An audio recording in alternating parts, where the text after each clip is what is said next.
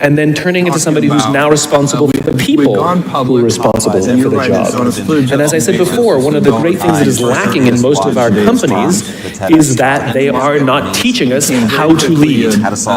And leadership is a skill like any other. It is a practicable, learnable skill, and it is something that you work on. It's like a muscle. If you practice it all the days, you will get good at it, and you will become a strong leader. If you stop practicing, you will become a weak leader.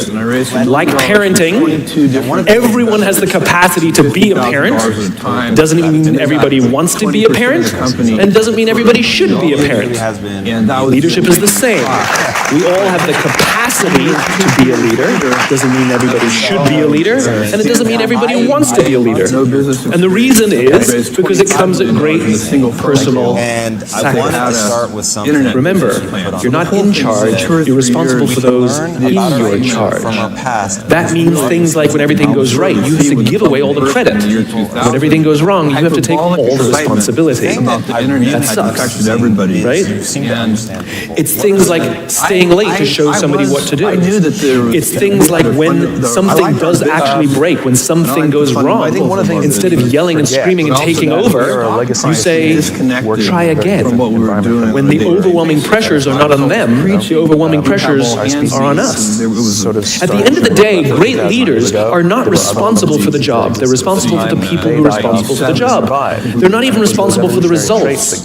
I love talking to CEOs and say, what's your priority? And they put their hands on their hips all proud and say, my priority is my customer. I'm like, really? You haven't talked to a customer in 15 years. We live in populations that were never bigger than about 150 people for 40,000. There's no CEO on the planet responsible for the custoster. It's only the past They're just not. years. They're responsible for the people who are responsible for the people who are responsible for the customers. We're not made. I'll tell you a true story. A few months ago, I stayed at the Four Seasons in Las Vegas.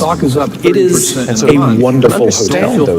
And the reason it's a wonderful hotel is not because of the fancy beds. Any hotel can go and buy a fancy bed. The reason it's a wonderful hotel is because of the people who work there. If you walk past somebody at the Four Seasons and they say hello to you, you get the feeling that they actually wanted to say hello to you. It's not that somebody told them that you have to say hello to all the customers, say hello to all the guests. Right? You actually feel that they care. Now, in their lobby, they have a coffee stand. And one afternoon, I went to buy a cup of coffee, and there was a barista by the name of Noah who was serving me. Noah was fantastic. He was friendly and fun, and he was engaging with me, and I had so much fun buying a cup of coffee. I actually just think that they're responsible for the results. There's not a leader on the planet that is responsible for the results.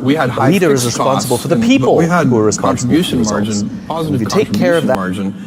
And I just knew that it was a fixed cost business, and as soon as we reached a sufficient scale, we would have a very good business. And so that was that understanding of the fixed nature of our